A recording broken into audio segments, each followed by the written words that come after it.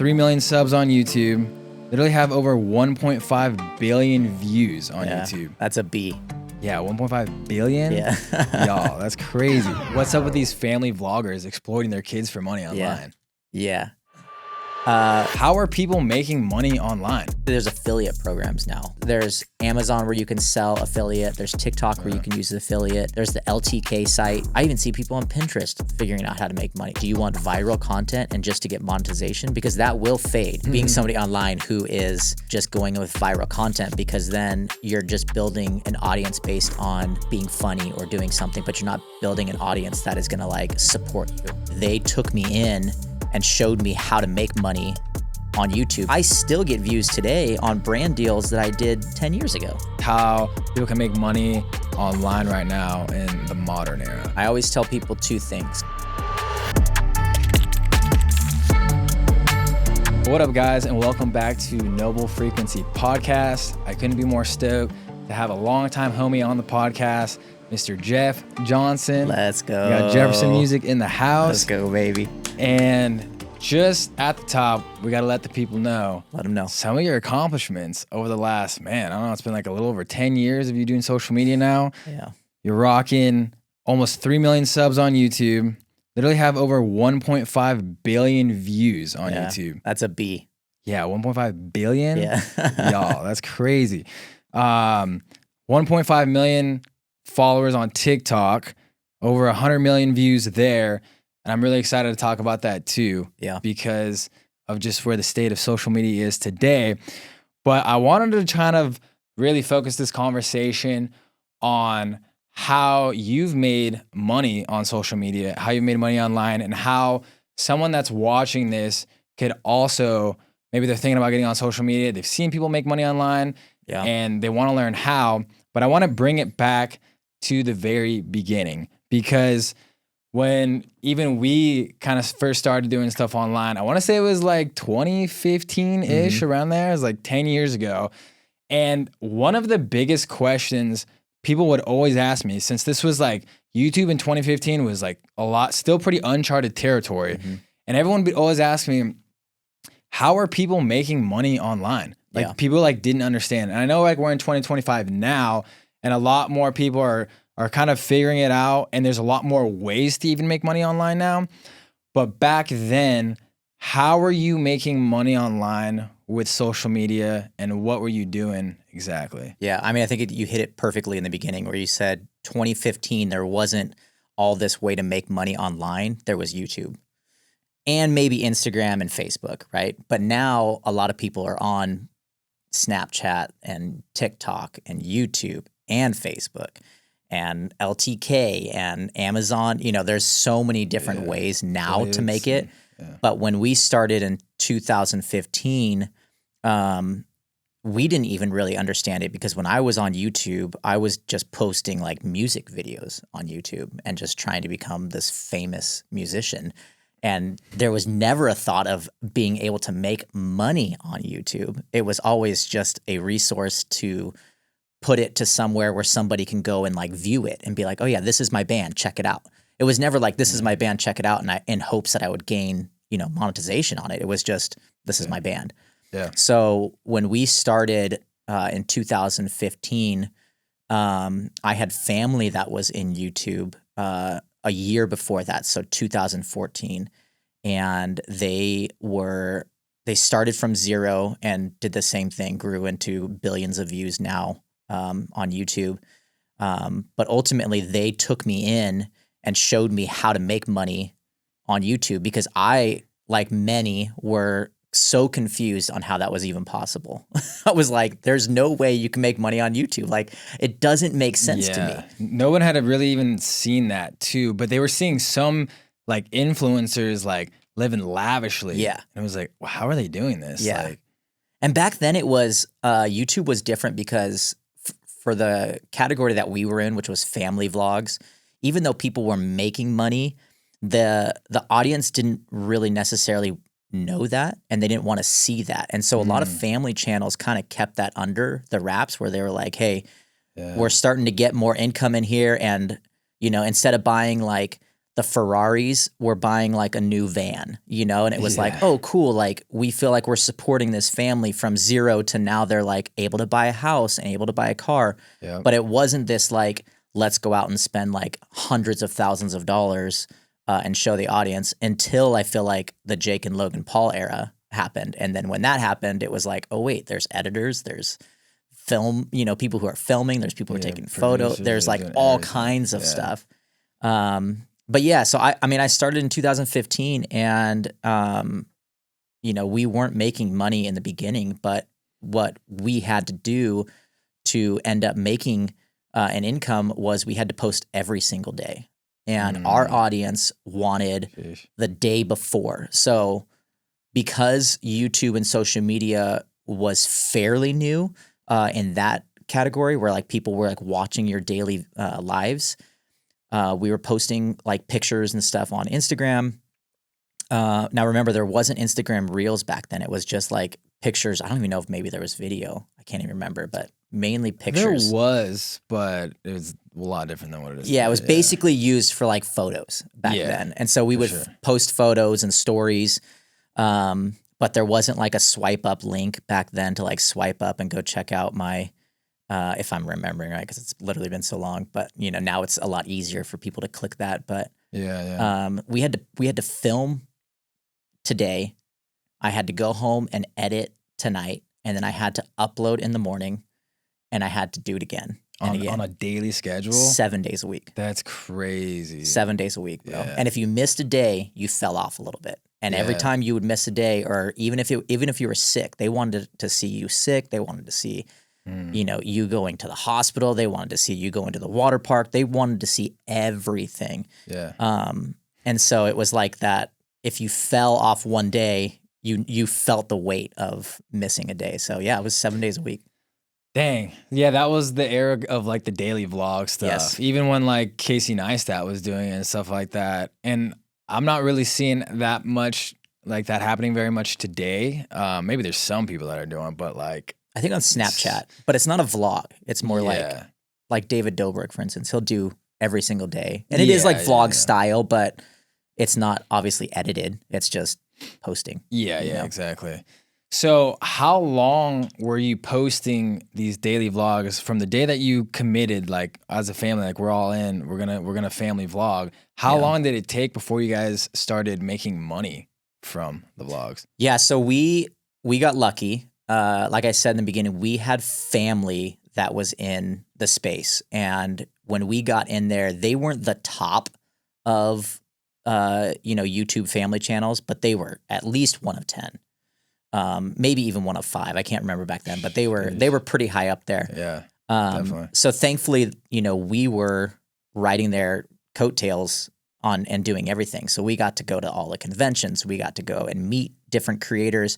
And back then it was all about like collaborations and doing all that type of stuff. So we started, not really basically from zero because we did have that help. So it's hard for me to say like, oh yeah, like we started making money right away.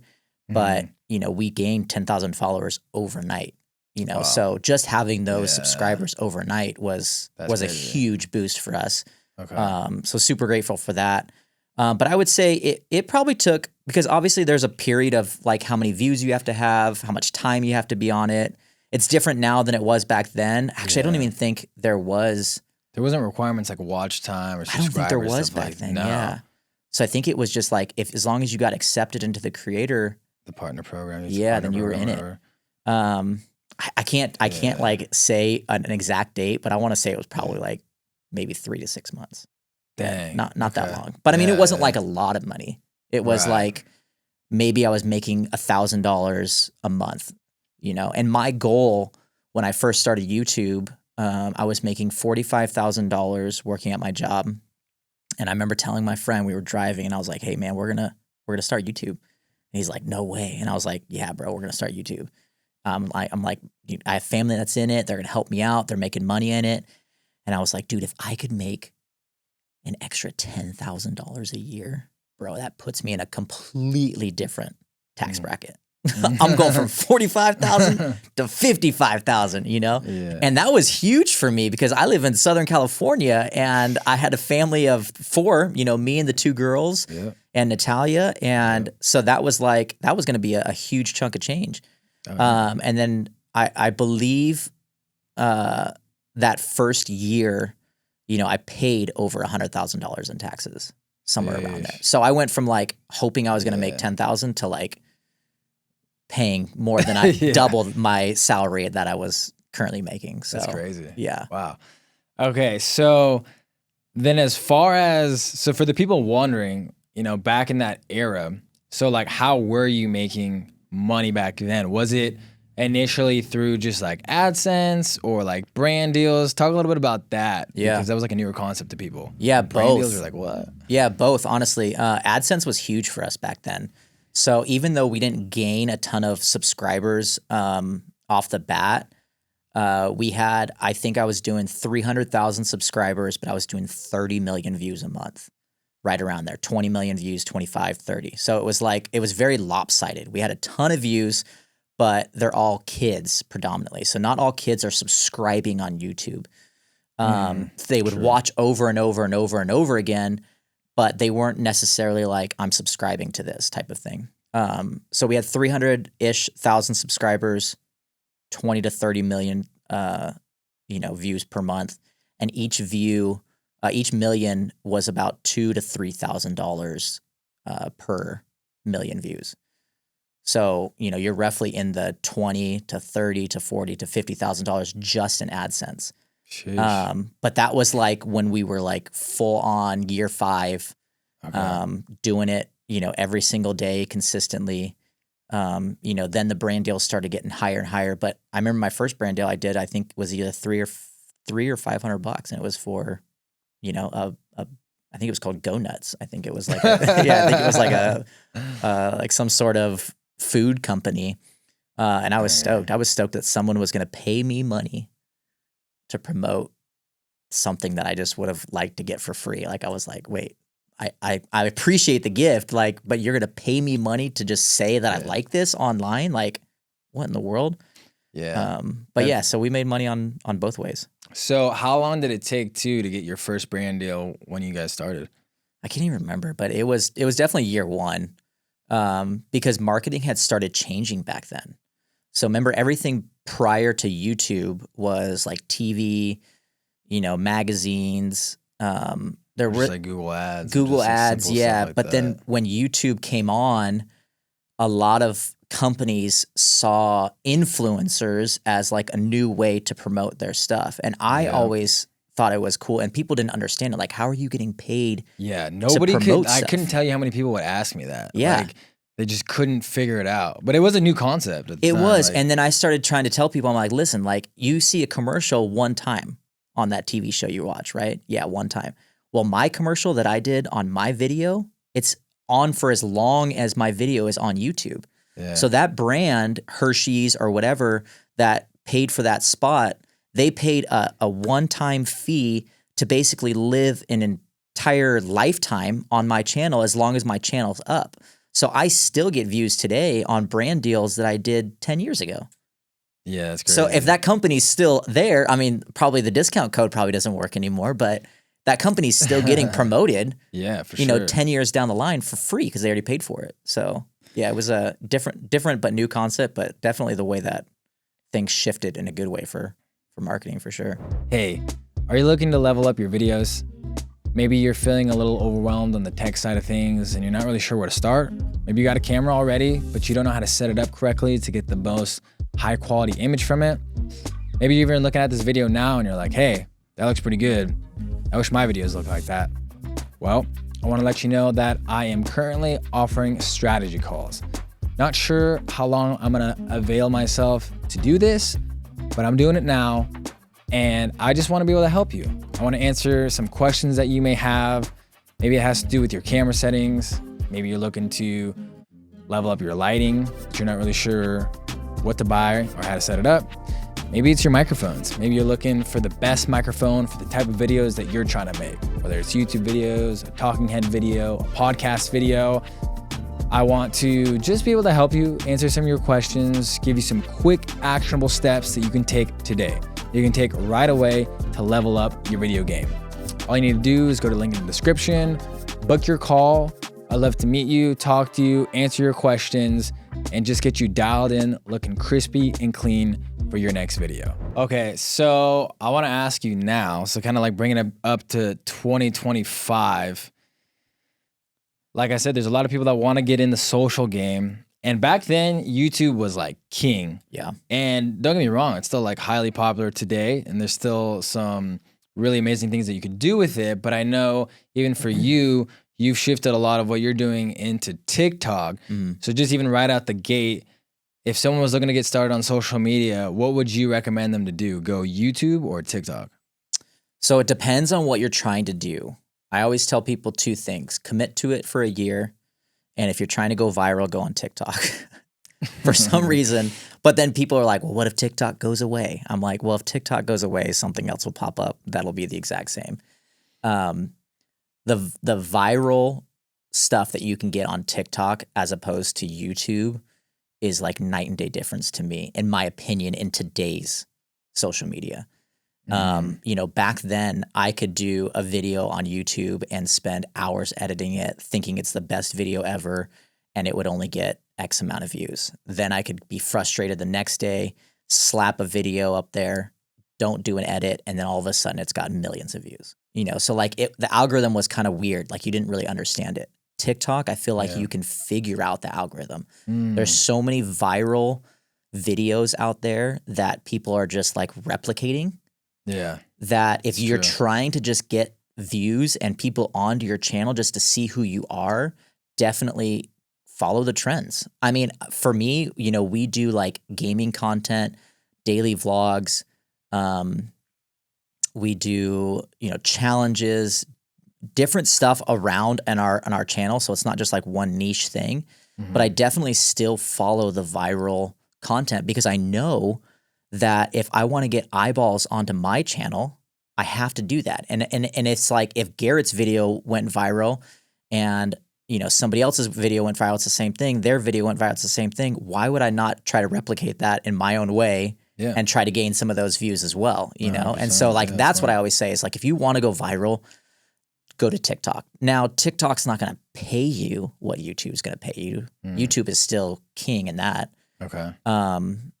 But, you know, if you're looking just to go viral and get brand deals, or maybe you're looking to go viral and sell product, you know, it's different. There's different rules in TikTok. You have to have it 60 seconds to get paid in the creator rewards program. It can't be 10 seconds and get paid. It has to be minimum 60 seconds.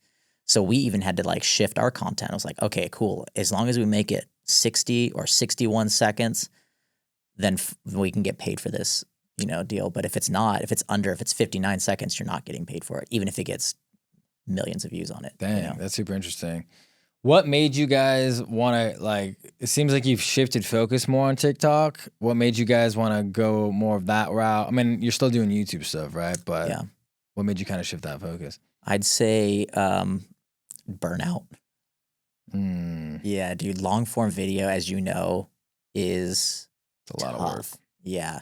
And Natalia and I, as a family, had to sit down a few times because when you're daily vlogging, you know, essentially that's mom and dad's job now. Well, that mom and dad's job also becomes, you know, something that's into the kids' lives as well.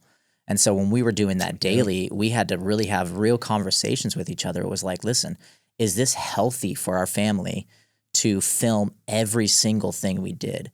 Now, it wasn't, I think people misunderstand what a daily vlog looks like. It's not me filming from the moment I wake up to the moment we go to bed. It's very concentrated content. It'd be like, okay, hey, we're going to the zoo. Let's make sure we get an intro clip. Let's make sure we film a little bit of our zoo trip, and then let's close it. But we're not filming the entire time. It's not a reality show where we have people following us and filming us and we're mic'd up the entire time. It's very concentrated, like this is what it is. But it becomes taxing on the family. And so when we had these conversations of like, what do we want to do in social media? Because we love that this is our job. We love that we get to be with the family. We love the opportunities that social media has brought us and continues to bring us. We don't want to give that up. We've built a business, and so when we figured that out, we started seeing that TikTok was a lot easier on us.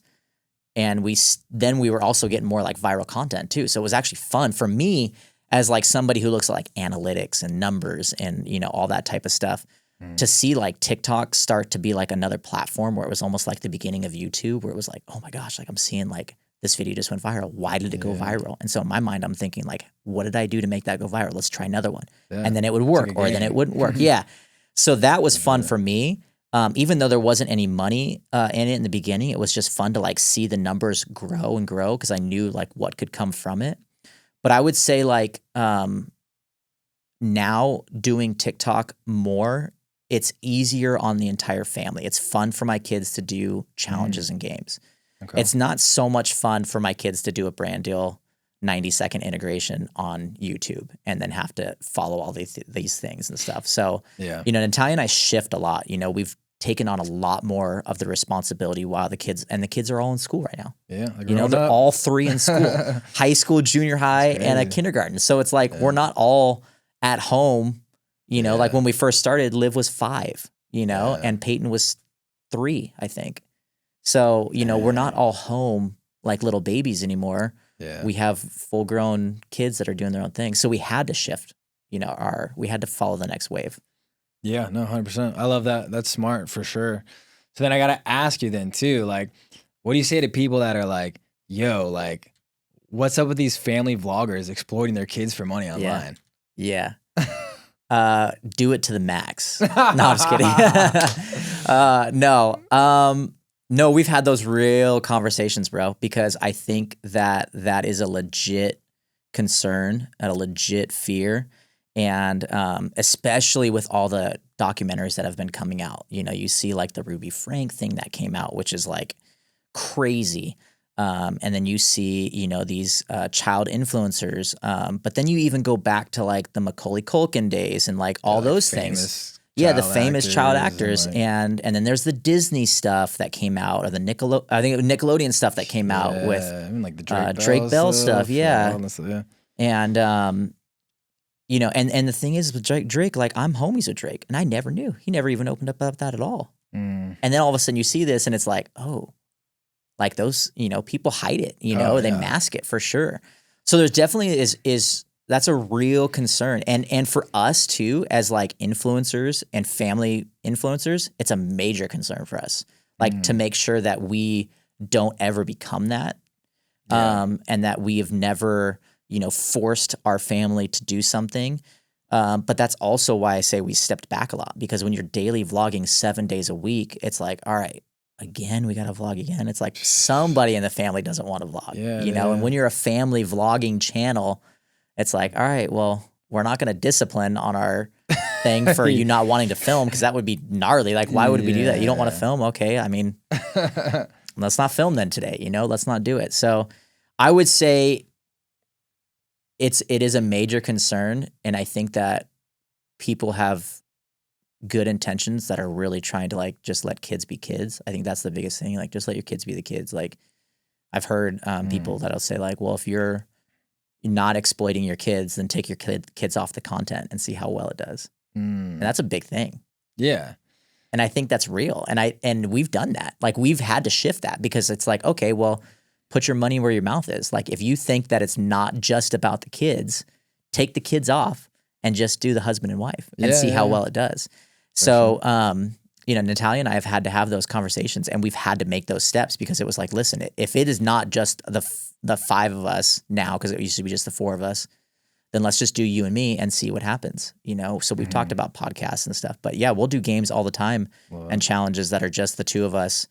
But my kids they're older now. They're doing cheer. They're doing gymnastics. They're doing drama. And they have friends that are potentially seeing their stuff online. Yeah. It's like, that's a whole nother factor there. Yeah. That is a whole nother thing too. Yeah. Especially in high school now that she's a freshman. That's another thing that's come up this last year. But no, that's great though. No, I love that. Like, I respect that. And that's like, yeah, you got to be like self-aware for sure. Cause everyone is involved. It's like the Johnson fam, right? So, And one of the things I kind of wanted to like ask you a little bit about too was just like with everything that you're describing, and as far as someone that's like, again, maybe the viewer is like thinking about getting online, what you have done in your career here, it's a lot of, it seems like a lot of it has been more like entertainment type content. Yeah. Versus like just like the educational side of content, which now I'd say more than never is becoming more popular because it seemed back in the day it was like mainly entertainment type, like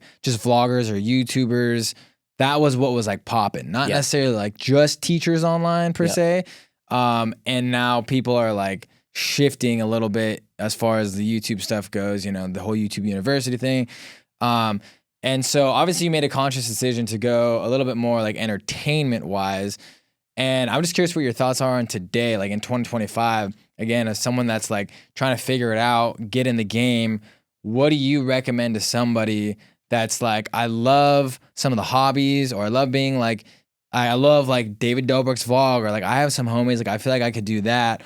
Or maybe I could go more of just like, I don't know, sharing or helping people level up in certain things online. Like what would be your kind of advice to someone that's trying to figure that out? Yeah, I think it's definitely two categories, right? It's like, do you want to go entertainment, or do you want to like, start a business and use that to leverage? That's smart thinking. I think for me, I always tell people, give it a year. No matter what you're doing, do a year online and then pivot or adjust from there.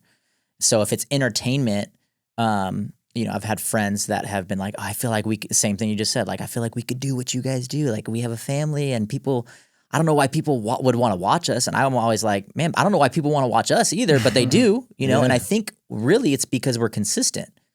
Because we're not this like, lavish family that's going out and spending hundreds of millions of dollars on new houses and cars. We're just doing normal stuff. We live in a normal suburban town. You know what I mean? Like doing normal stuff, going to Disneyland, going to the zoo, like water park at our house. Like we're just doing normal stuff. But what we do that others don't is we're consistent on the platform. And I think that is huge. Being consistent on anything, but especially now on social media because it's so oversaturated. Whereas like back then in 2015, I would film and people would like what is he doing? That's a great point. And now everybody's filming. Yeah, people having bad an eye. Someone's like talking to a camera. It's just like you got these guys out in Times Square that are doing like, thank you for the heart. Thank you for the heart. Roses, thank you for the rose. And people are just walking by because it's just like, it's normal, you know? And obviously the generations grew up. I mean, you think 10 years ago, these kids were 8, 9, now they're 18, 19. Yeah. So they've been seeing this stuff. They've been seeing it and doing it. Yeah. And then the people who are coming in now. So I would say it kind of really depends on what you want to do. You and I talk about this a lot. You've been in YouTube since I've been in it, right? It's obviously been different, but you've been doing it as long as I've been doing it. And now your approach is different than what my approach is. My approach is still entertainment and your approach is education, and building a business and using social media to promote that business or whatever it is. Exactly. And I think that's huge. I think a lot of businesses and companies figured out that this is free marketing for them. Yes. And if they can figure it out themselves, then they're going to level up every single business that they've, had because it's literally free marketing for them. So I think that's a huge advantage for businesses. Whereas, it used to just be like, hey, can you pay this, or can you, put it on a billboard, or can you put it on a TV ad? Now you get these car companies like these Chevrolet companies or whatever that are just doing gimmicky stuff. Yeah. And people are going out and, buying cars from their thing because they want to, they saw them on TikTok. And I was like, oh, cool. I didn't know that they were right there, so. Yeah. I think it depends. Depends on what you really want to do. Honestly. Exactly. It's case by case for sure. So if someone today was like, all right, well, maybe I'm only like 18 or 17. I just graduated high school. Maybe they don't feel qualified. Like they're going to go like education and start like teaching people anything necessarily. So maybe they're more in the entertainment category. What would you recommend them to focus on in the beginning? So you said something like, okay, well, if you're going to do something, like commit to a year. I love that. I think that's huge. But is there anything else you would say to them to kind of like focus on to be successful online? I think there's so many people online right now that are crushing it, that they can take influence from. I don't think that that's stealing. That. I don't think that that's, as long as credit is given where credit's due. You know what I mean? I think that a lot of people are doing really well in education or in teaching how to, grow your social media or how to grow your business using social media. And so it really depends on that individual. But as long as you put in the work, that's really what it comes down to. You got to put in the work to be successful. It's not just this, how do I, become famous on, I could do that. And I'm like, okay, well, try it. Mm-hmm. And then when you figure out it's a lot more work than you really think, heck yeah, then you go, oh, okay, you have a little bit more respect for it. Because I've had people all the time, it's like, I don't know why people watch you. I don't know why you this. I feel like I could do that. I'm like, do it then. Like literally do it. See what happens and see how hard it is to be consistent. See how hard it is to film in front of a camera and to, be vulnerable, to put yourself out there online. Exactly. Like a lot of people have different emotions and things come up and you're like, oh, I didn't realize I don't like the way my voice sounds, or I didn't realize I don't like the way I look on camera or whatever. And so a lot of that insecurity comes in, but I think that, consistency and learning from others, there's so many things online now that you can like pull things from people. Yeah. Oh, I like how that looks. Like, how does he get his camera to look that way? Oh, cool. He's got a course on how he does it. Okay, cool. Let me dummy that down a little bit and teach my, audience of 100 on how to do that. He's teaching the millions, but maybe it's that niche audience that you want to focus on, because a lot of people, you get to these levels where it's like, well, I can't talk to this person on a personal level because he's got millions of followers. Mm-hmm. But if you have a new starting audience, build that, like talk to them, communicate back to them, comment back, be real, start building your audience from the ground up and realizing like, these are the people that are here with you now. And if they're here with you in the very beginning, when you get to that level that you want to be or that you don't even think you can get at, hopefully those people are like, oh man, like I know this dude. I know Garrett because I was here from him from ground zero. And now I'm with him up here. And like we're homies. Like we know each other. Like we've had conversation. And that is huge for people because people want connection, especially in today's world where it's like, everybody's, going brain rot on their phones and stuff. So if they're able to have like a real genuine connection with somebody that they value their input in, I think that's huge. So being consistent, conversating back with people, whether that's in comments or emails or, however that is, if it's live chat or whatever you guys are doing. Mm-hmm. And then obviously just continuing to grow as a creator. Have better video each video you do. Yeah, try to level up just a little bit every Level time. up, have better audio, have better video, have better lighting. Figure out what worked, what didn't work. Look at the algorithm, look at your numbers, look at your analytics. Okay, why did this video pop? Oh, because I started it with a hook. Why did this video not pop? Oh, because it was like 10 seconds of me not doing anything. So it's like figuring it out, doing it, and then obviously, like you said, leveling it up every single time you do it. Yeah, no, that's great. And I agree. Like, you did mention earlier that social media may be more saturated than ever, but at the same time, in an encouraging light, I feel like the algorithms on TikTok and Instagram now are better than they ever were as far as helping your videos find the right audience. Yeah. And so if people do what you're saying and they're consistent and they're paying attention, it'll figure it out for you. Yeah. And if you're only going to post like once every so often and then, you're up and down with motivations and stuff like that, then that's not going to work. But no, for sure. But there's people that are like either just starting brand new accounts or like even on my YouTube homepage, I'm seeing like I'll see videos pop up with people only have like 30 subscribers. Yeah. But like this one video has like 40,000 views and it just caught the algorithm because it found the right audience. So like there is some opportunity out there for sure in 2025 for people to make moves, but and that should be encouraging because it's like it is oversaturated, but it's not at the same time. You still can go viral. You still can make a living out of this, and I think that is like very important. Don't be like, oh well, it's oversaturated, I'm not going to jump in. Like the best day to start was yesterday. Exactly. So if you didn't start yesterday, start today, and if you didn't start today and it's now tomorrow, like you just gotta do it. You got to start and do it. Like I watch videos of like golf one day and all of a sudden my algorithm's like full of golf videos and I'm seeing people that I had no idea. And they have, like you said, no followers, but I'm like, oh, this dude's funny. Like, Yeah. and now I like want to continue to like watch his stuff. And so it's Exactly. like, that's the thing, is the algorithm it can favor you for sure. 100%.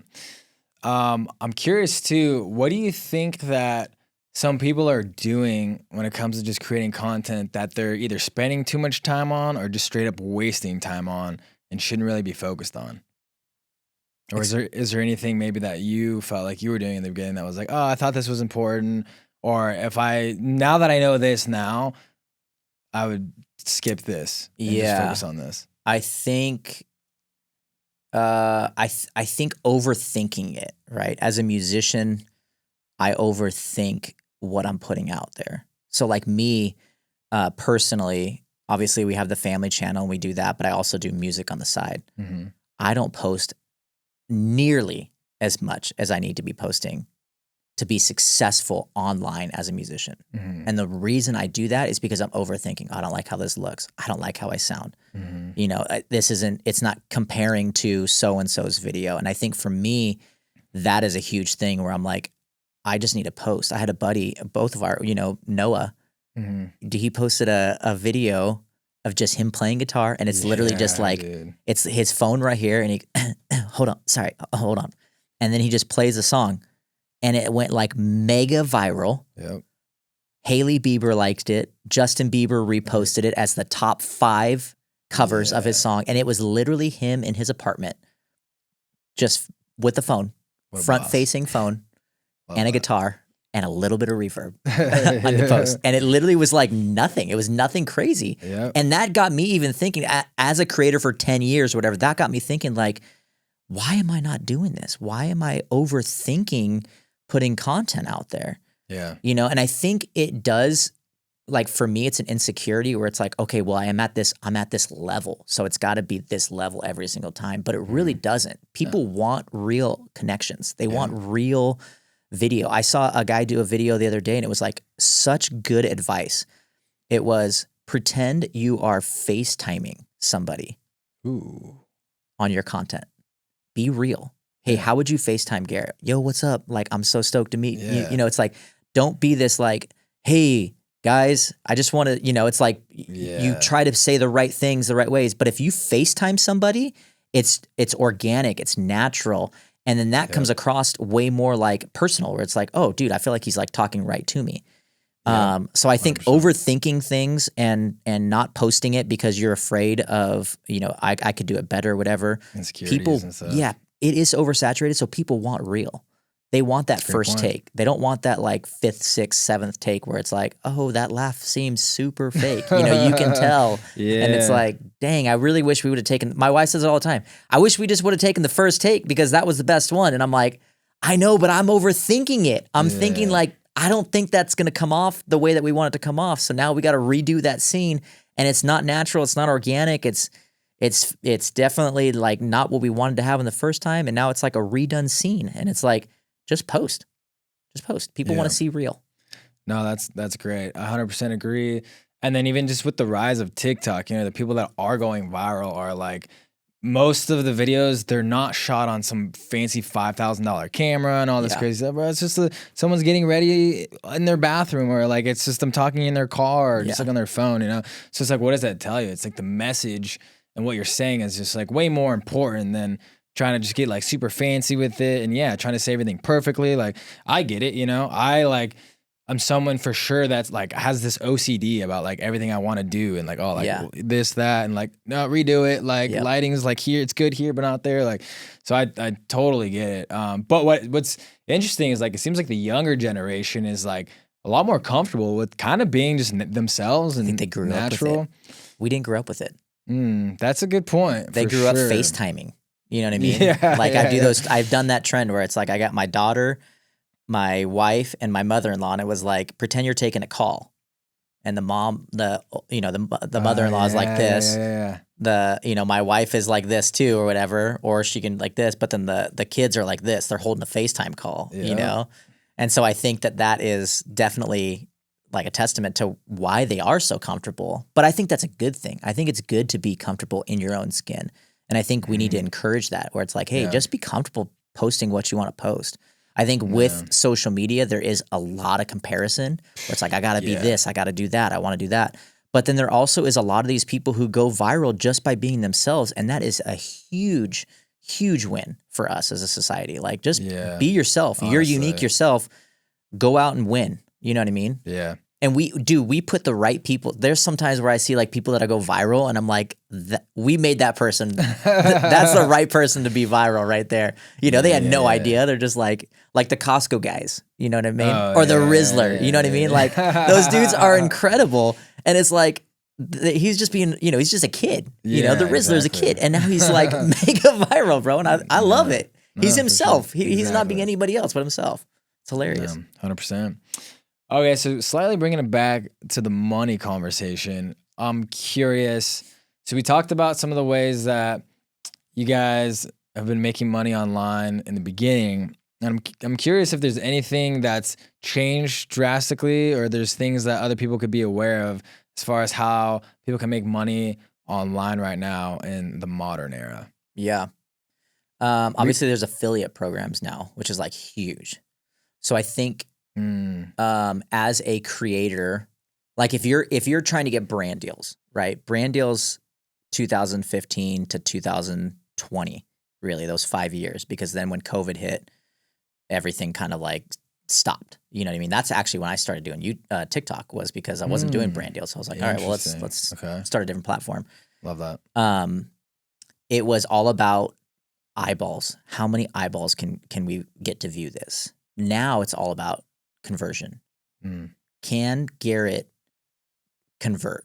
Can he sell this product? Or is it just somebody who's going to talk to a camera and show the product and get no conversions? You know, brands are starting to figure out that we need to see conversions. It's not so much about seeing who gets it, because I could send a gift package to, you know, so-and-so and they'll promote it and it could go viral more than me paying so-and-so $10,000 to promote it, and it probably won't go viral because of everything. You know what I mean? So it's like you get a lot of these companies. Yeah, a lot of these companies are sending out PR packages just to smaller creators. Like I represent a creator right now, and she's growing, but she gets a lot of PR packages just for free because they're just hoping that she's going to put it in one of her videos.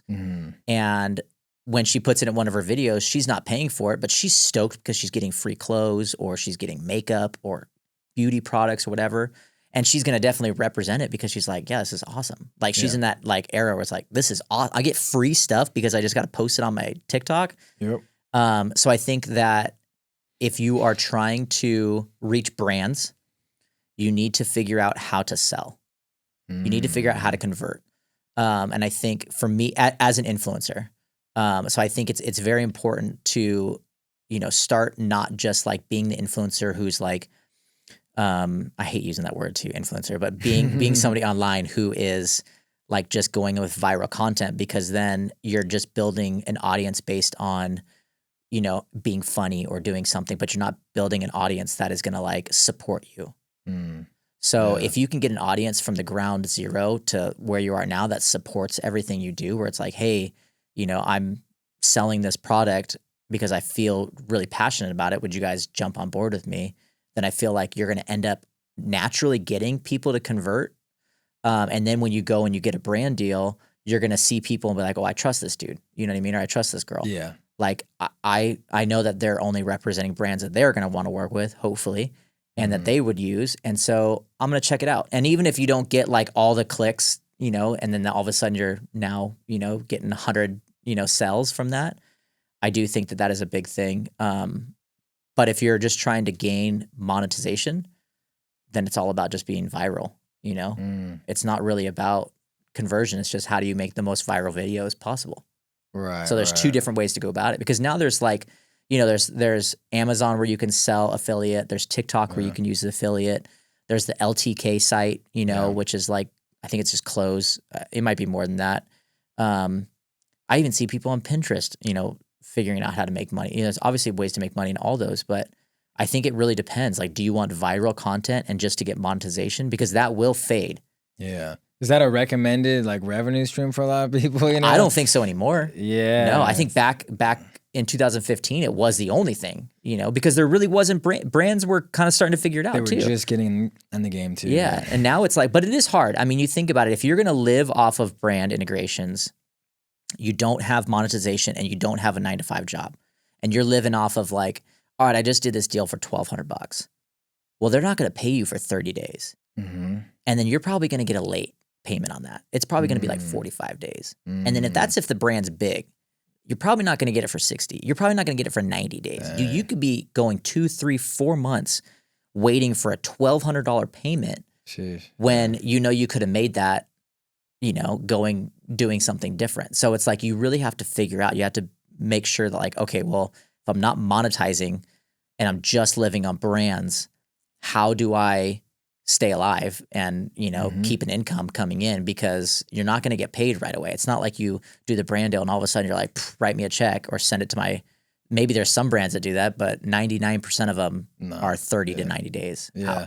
So. What do you think about just like some creators that are taking a lot of brand deals all the time? And it's like, I feel like I've seen some of them, it kind of like dilutes their brand a little bit because now they're just constantly like promoting something.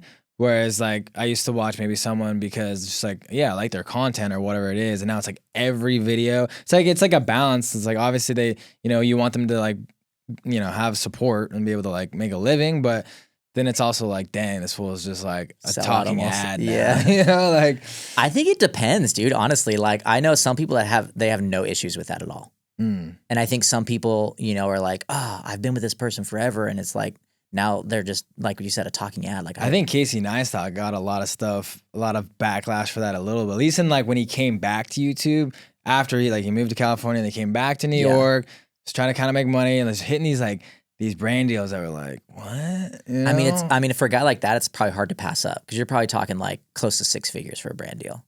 So you're like, if that's what it is, it's like, can't hate on it. No, if he's getting, not.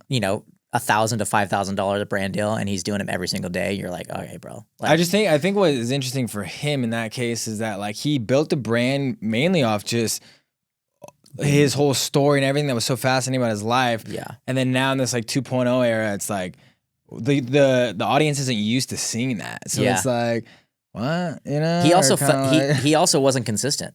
He stopped for a long time. So a lot of people were like super hyped when he came back and they're like, oh yeah, Casey Neistat posted another video. Like I'm stoked to watch it. And you watch it and you're like, oh man, it's like the nostalgia doesn't hit as hard as it did when I was watching it. I don't feel the same way as when I was watching it, 4 years ago or whatever it was. Like, I don't know how long it was, but he took a break because I was the same way. I was like, the cinematic shots that he's getting, going into his space and it's so cool. And he's riding that Boosted, but Boosted's not even a company anymore, bro. Like that's how long ago it was. And now it's like, wait, he's doing the exact same thing he did 4 years ago. We have evolved so much on social media. Like I want to see him doing something different. Yeah. And I think David Dobrik is a testament to that. A guy who went daily vlogs and how he's actually coming back, which I haven't seen his newest vlog, but I'd be curious on what it is, but he switched it up. He went to podcasting.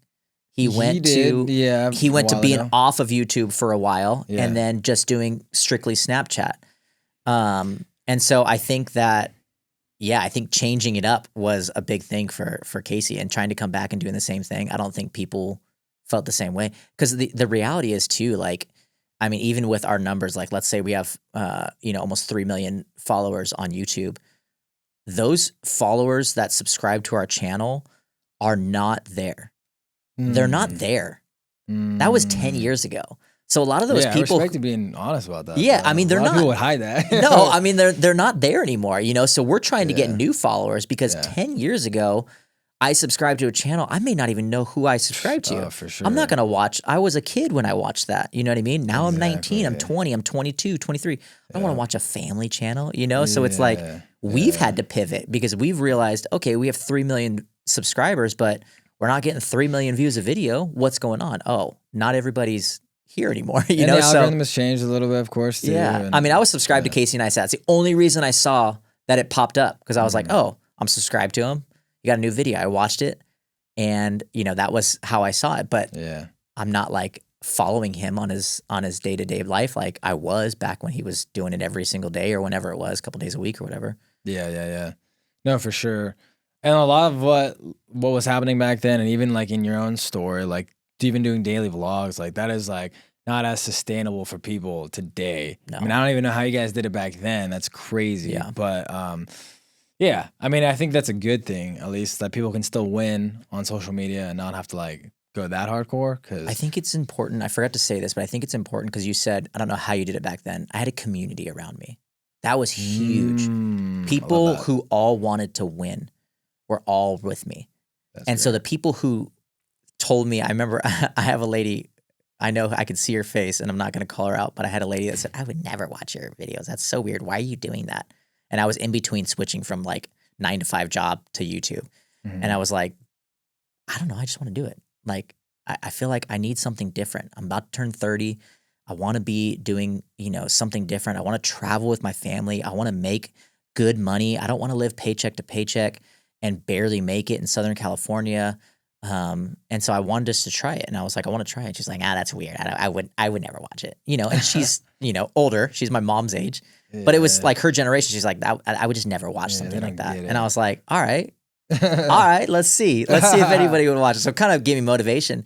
But then I was in a circle of people who all were doing it and all wanted to win. And I think that was huge. Where I think social media has changed now is it's a lot of people doing it by themselves. And I think that's where burnout happens quick because you're doing everything by yourself. You don't have people who are like, dude, let's go do this together. Let's make a video together. Yeah. If you can find a community around you that is championing you, that is really wanting to see you win, because when you win, I win. Yeah. And when you win and I win, he wins and she wins. And that's what was happening. That's why it was so fun, because when we went on trips, we all went on trips. When we did conventions, we all went to conventions. Yeah. It was like this collective community of people who all wanted to win and that were all, building on each other. And I think that was huge. And for us as the smaller ones, obviously we were more grateful probably than the ones that were, already winning and, helping us out. Yeah. But I think they were stoked too. I think people seeing, for me personally, if I can help somebody win, that makes me feel good. Cause I'm like, okay, cool. Like I went through 10 years of this. Don't do this, do this. And it's like, oh, I didn't even think about it that way. Yeah. And it's like, oh, cool. Well, you didn't have to go through years of figuring it out. Like now you're just doing that. And if I can help you win, I think that's huge. But yeah, find a community no matter what you do. Yeah, I love that. What would be a tip or what would you recommend somebody that's like, man, I don't feel like I really like, I don't know anyone else in my life that's like really trying to do this. How can they kind of still like find community? Yeah, that's a good question. I think, I think it's if social media, like I said, is you can do it by yourself, right? You can figure it out by yourself. If you don't have people that support you, find new people, man. Like for real though, like if you don't have people, not that necessarily everybody that's not, I'm not saying they're not supporting you. They're not haters. Yeah. They don't want to be a part of your content. That's fine. Yeah. Dude, there is so many people that want to be a part of content. Don't like go and ask some random person out of Walmart, like, hey, do you want to jump in my video? Actually, that might work. I've seen people do that. That actually might work. People might be down. I think if you're scared to, find that community, I think there's a lot more people willing to be a part of social media now than they were post 2020. I think a lot of people were like afraid of it. They were like, oh, I don't want my identity on there. And it's like, oh man, everybody knows everything. Everybody knows where I live. Everybody knows what car I drive. It's like, I don't need to blur out, my license plate. Like, I mean, I guess you could still do that type of stuff, but I think more and more people are used to social media to where if you're doing something that is awesome and rad, people are going to want to be a part of it. Yeah. Because they're like, oh, that's sick. Like I saw that. I want to be a part of that. So I would say like, even if you don't have a community around you now, build yourself, do it by yourself, and then a community hopefully will enter your life where you'll be able to find some people that are like-minded, hopefully there's people that are doing the same thing that is somewhat local to what you're doing. Yeah. Yeah, that's great. That's great. I feel like a couple things that come to mind for me even on that is like, as far as just trying to find some other like-minded people, like I think you can connect with a lot of people on social media. Like even if there's creators that you don't know personally, but Yeah. maybe they also have the same amount of like followers as you, or they're in your like demo, your niche, like even like DMing people, Yep. and maybe they live in another state, whatever. Like you can, like I have friends right now that live all over the country from this group that I'm a part of, and I've never met them. Yep. One of the girls lives in Germany, bro. Yeah. Like it's kind of crazy, and like we meet up literally once a week, like on Zoom and stuff like that, and like so there's like ways to do it. Obviously, like school communities as well are really popular right now. So maybe some of your like famous or favorite creators have little school communities that they're hosting and stuff like that. But yeah, that's what I would just No, kinda that's say to people. huge. That's huge. That's Yeah. huge. DMing somebody and just saying what's up, that'll go a long way. Yeah, yeah. Because I think people do want that too. Like, hey, what's up? Like, I'm doing the same thing. Oh, sick. exactly. Or pick their brain, like, yo, I loved how you did this. Like, any recommendations on this or whatever? Because you like know, with technology nowadays, dude, you can collab with somebody, like you said, that lives in Germany or Scotland. Like you can figure it out. yeah, If you wanted to do collabs, you could figure out, how do I collab? How do I connect with this person? Yeah, and I think people are more open to that than you would actually think. I think a lot of people are like, oh, they're never going to see this. yeah, know, yeah. Pretty sure they will see it. Yeah. Unless they're like Post Malone. They're probably not going to see Well, it. I wouldn't recommend hitting somebody up that's like a A-list celebrity, but maybe someone that's also got, like I said, similar following count as you. Yeah. Or just like trying to come up. Yo, Posty, what's up?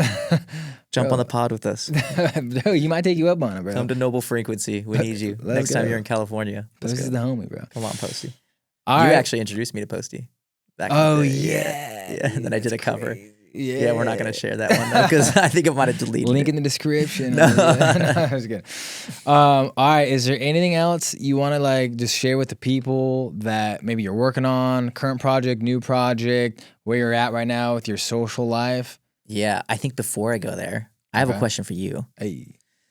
Because you've done YouTube and you've done social media in so many different ways to where you're at now. Yeah. Why have you switched? What have you found that you liked, you didn't like, and why are you switching? And are you fulfilling that like happiness in still creating? Because you've been on YouTube. I don't know if people know, but you've been on YouTube at least 10 years too, Yeah. putting random videos up, whether it's music. You did vlogs one time. You've traveled with us. You know, you've done a bunch of different stuff. Now you're doing podcast stuff. Yeah. No, it's a good question. I mean, for me in the beginning, it was just straight up for the love and the fun of it. Yeah. You know, when you guys were doing what you were doing, and it was like fun that like we were hanging out and I was a part of it. I was literally like the only one not on YouTube. Yeah. So I was like, yeah, why not just like pick up a cam? And I already like knew how to use cameras and stuff too. So I was just like fun. But then I was in a different era than you guys as well. I mean, at that time, like I was in college. Yeah, you're 18, I think 19. somewhere around Yeah, there. I was like 18, and then I had like, it was different. It was like I also had like a lot of college friends, and it was still that balance of like social media being so new that like I wasn't really also trying to like, I don't know, I was just insecure. I was like, dude, what if someone like sees this? Yeah, like my so friends you at understand school. that. You understand Yeah. like where my daughter is probably now she's in high 100%. school. You understand. I never Yeah. understood that because I was already an adult. Yeah. I'm like, well, I don't care if I don't have any friends. Like, I just see him. So you understood. So Exactly. maybe you didn't post as much back then yeah, because I of think that. I struggled with a little bit of like insecurities of like, I don't know, I'm not really trying to shout this from the mountaintops. Like everyone come look at this. But Yeah. then also like, yeah, like I didn't even know what I wanted. I think I was like in the beginning, it was more of like entertainment stuff, and I would mess around and do like some challenges. But I didn't have this like long-term vision of like where this could go. And again, it was still so new. I didn't even know like how you could really make money off this per se. I did a little bit, but Yeah. I don't know. I didn't know. And I was also in college and I was doing music. I like was also chasing other things. So it was like different. Maybe I think even for you is like, we're going all in on this. Like we see where this can go. We know people in our lives that are doing this at a high level, making great money doing it. For me, it was more of just like this side for fun thing. So then at a point, I like fell out of it because, it was just never really like the main goal for me there. And then even like through college and post college, getting like more music opportunities, it didn't really like serve that per se. And so even a little bit in then I would like sprinkle in some more of like my music stuff. But even then as well, it was kind of like this balance of figuring out like, how do I even do this music thing? Like I wasn't the artist. I wasn't trying to be an artist. So I wasn't dropping like original music on YouTube. But I also wasn't trying to be this music educator. A lot of people are finding a lot of success online teaching how to make beats, how to play the piano, how to play. Like I wasn't interested in doing that. Yeah, you were probably watching some of that. Yeah, like, for sure. For a long time. But do you feel like putting music online, because I feel like this may be for you, you know, do you feel like for you as a musician, not the artist, but as a musician, do you feel like by you just posting music online got you opportunities that you wouldn't have had by not posting it online? Yeah, for sure. Especially even like on Instagram, like being in the LA scene, that was how a lot of people would like hire you to have gigs. Like that was like your resume. They go to your Instagram and be like, oh, I like this dude's still style. Kind of is, I think. 100% still is. Like, you know, he can play this style, you know, he looks dope or whatever the vibes are. So definitely, but that also like, you know, goes to the bigger picture of like, if I was to spend time doing that on YouTube, how would you like make money off that? And then that like it's another conversation as far as like copyright when you're playing other people's songs, you can't monetize that. So there's all these things that were like, I'm not gonna try to just be like a cover artist on YouTube because why? Like, where is this really gonna go? And there was a lot of barriers with it. So yeah, I don't know. I just wasn't really like focused on that. And then I didn't really want to just be like a lifestyle vlogger. And the people that were doing it at the top level, like we've even mentioned with David Dobrik, like the way they were like really successful is like always having to level up the bar every video and do the next craziest thing to try to hold like the viewer's attention. And obviously you even saw where that went for him over years of doing that. He tried to get crazier till like he like hurt somebody and there was all this thing. And it's like, yeah, where does that go at a point? I don't know. I don't feel like crazy passionate about just doing stuff like that. Although there's other ways to do it. And so, yeah, I think a lot of it for me was just like still trying to just figure out like where do I kind of land in all this stuff? And then even now in like this era, you could say is like the 2.0 era for me. I've been afforded to see some people in my life that are utilizing YouTube to, like we mentioned in the beginning of this episode, like to promote their own like business and services and like also just have like an awesome, successful business and life doing that. And so, yeah, I think it's like a balance. It's like, I like the way, I think it comes down to like, what do you want as an individual? What do you want your lifestyle to look like? Do you want to be like focused on entertainment and having to like keep that up? And there's nothing wrong with that. Or would you rather go maybe more like the educational side and help people through like a business product or service, and let that kind of sustain your lifestyle? Because they are two different lifestyles. And I didn't understand any of that in the beginning. And I see it now. And so I think I've just made a conscious decision in this 2.0 era to be like, I'd rather build my life and set it up for this and this way instead of that way. And I don't think there's necessarily like a right or wrong with that. I think you got to just make a choice. But I think that's awesome because like you said, I always saw you as you could be the entertainer, especially when you were in college and you guys were like going out and doing all the fun stuff that you guys were doing. You had a ton of friends. You were somebody that like you're like a magnet, dude. People gravitate towards you. And I think you had a lot of really like awesome experiences. And I was like, man, dude, he could be the entertainer. He could be that.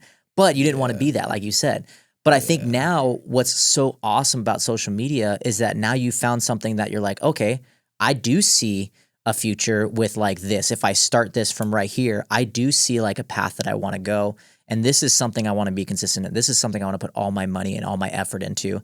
And doing it and getting better and leveling up every single time. And I'm comfortable doing this. I'm comfortable sharing it. I don't feel awkward.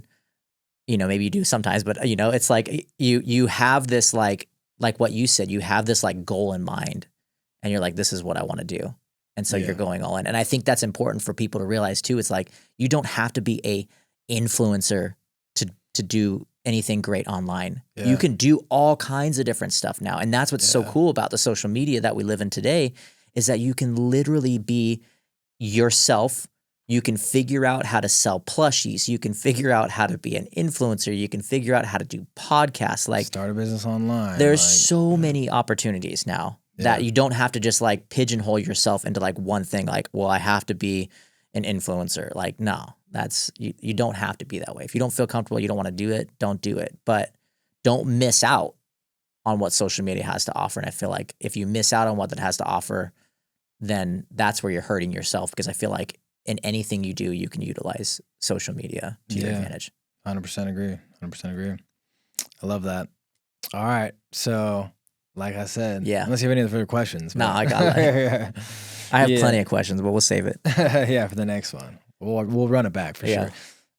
But anything you want to tell the people as far as what you're involved in right now, anything that you're about to do in the future? Yeah, I mean, for me, I am. We still are online as a family channel. We are starting year 10 of the Johnson Fam channel.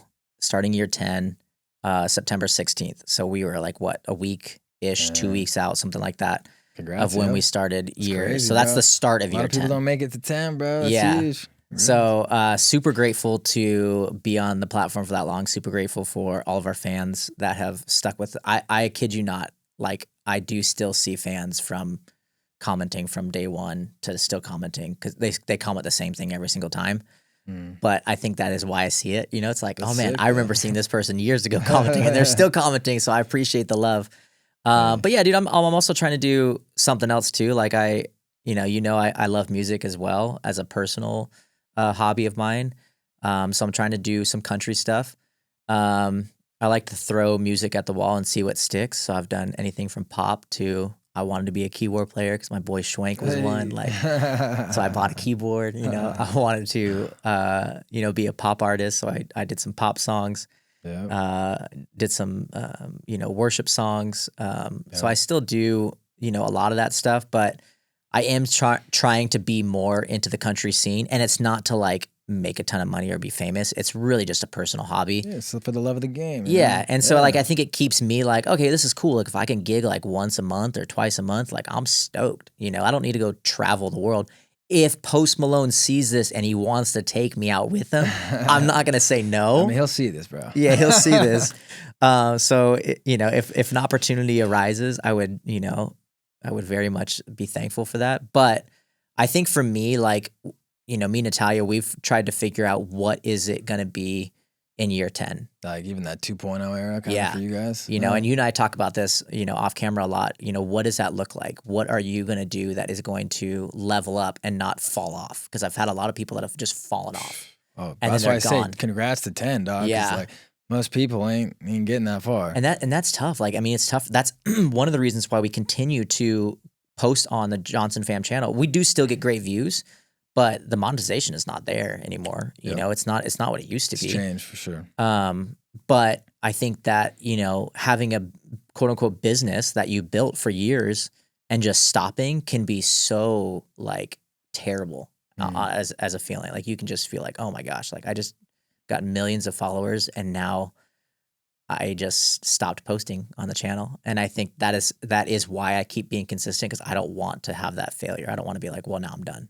I don't want to post anymore. So I do still post on there. We post videos daily. We're not filming daily, but we do post videos on YouTube daily on YouTube. Yeah. No way. Yeah. Like, They're shorts and and probably like one long form a week.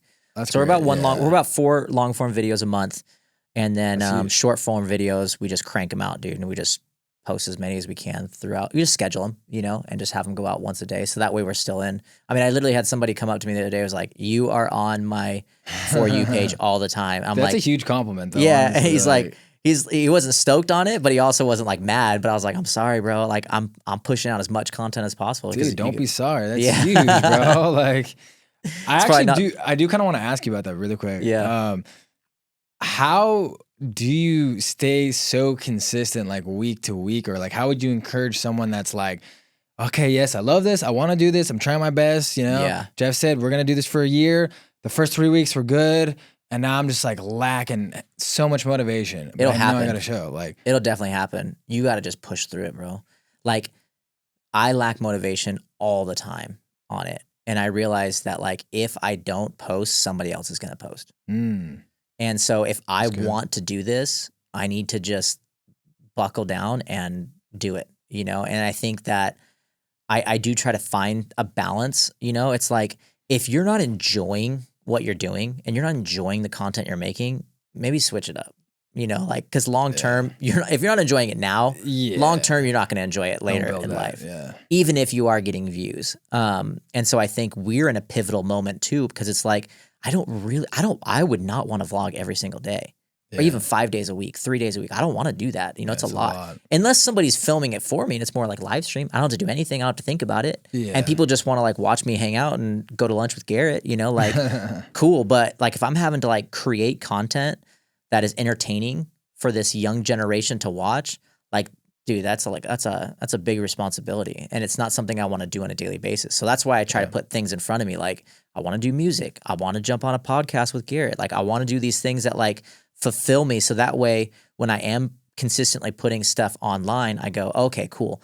Like I've filled that, like I've golfed, I've gone and played basketball. I've, jumped on a country show. I've jumped on a podcast, and it's like, it is still a job, for me, it's a job. And so it's like, I don't love my job. Maybe you work 9 to 5, you don't love your job every single day, but if you don't go, then you're going to get fired. Ooh, honestly, I love that you just brought that up. Yeah. That's a fair comparison. Yeah. Sometimes you don't want to go to work on Friday morning, but there's going to be consequences if you don't, right? Exactly. So, no, that's good. Exactly. Sorry, I didn't mean to interrupt the whole. No, you interrupted at a perfect time, bro. That's good. All right, so you feel like that's kind of everything then right now? I think so, bro. I think we need a secondary appearance, hopefully. Yeah. You invite me back and we can 100%. Jump on this again and talk more. We'll run it back, and then people will stay tuned for your own podcast that'll be dropping here. Hey. But all right, sweet. Thank you for coming on, man. Thank Appreciate you. I thought this was super fun. Yeah, dude. Thank you, brother. Appreciate it. To the next one. Let's go.